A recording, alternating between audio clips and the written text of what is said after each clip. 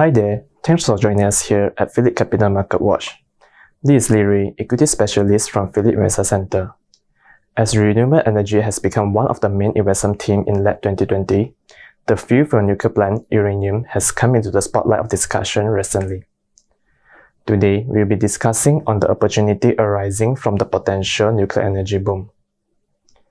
Strong demand for uranium ore was expected as nuclear power is gaining recognition in providing safe and efficient clean energy. While nuclear energy accounts for 10 to 15% of total energy production, we expect nuclear energy to garner more market share and replaces carbon-intensive energy as more countries are committing to net zero emission. Global uranium demand was projected to increase 40% by the year 2025, and China was projected to be the main contributor for the increase.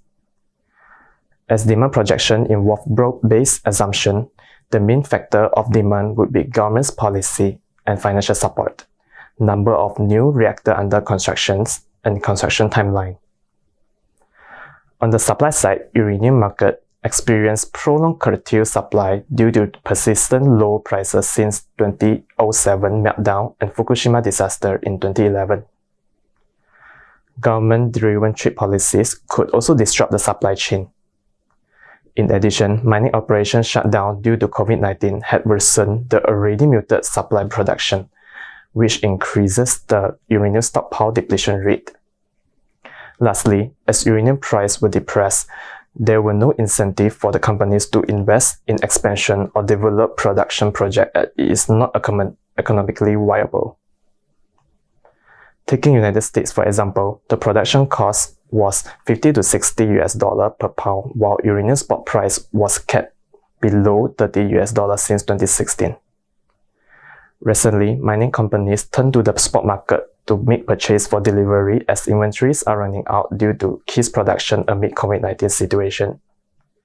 Hence, when we put the demand and supply side on the same picture, the uranium ore deficit was projected to be significant for at least next 5 years. In addition, the deficit in uranium ore would be expected to sustain for a prolonged period as uranium production upsize requires multi-year-long investment. Amid decarbonization trend around the globe, we expect more long-term contracts would be signed between the miners and reactor companies. We also expect more government financial support at the supply side as well to lower the price threshold for production.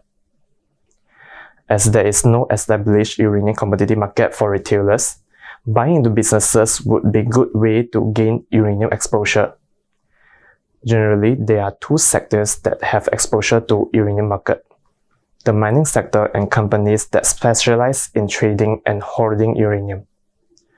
For the miners, we focus on trades such as production costs of uranium at each location of mining spots and production capacity.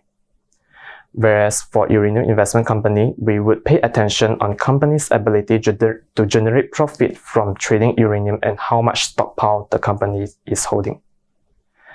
While there is a tremendous profit opportunity in exposing to uranium market, the risk of investment cannot be understated as well. Most uranium was physically traded between big industry players in private market. There is no established public market like gold and silver for investors. Hence, uranium can be extremely illiquid in spot market, causing higher volatility in companies' equities prices as well. In addition, due to COVID-19 pandemic, the longer than expected shutdown might exhaust the mining companies' cash reserve as they were forced to purchase from spot market for delivery. Government intervention in uranium market could impose political risk to investors. Events such as nuclear ban policy enactment or uranium scarcity could trigger a government intervention into the private sector. Lastly, nuclear war between countries could also impose uncertainties in the uranium supply chain and trading activity.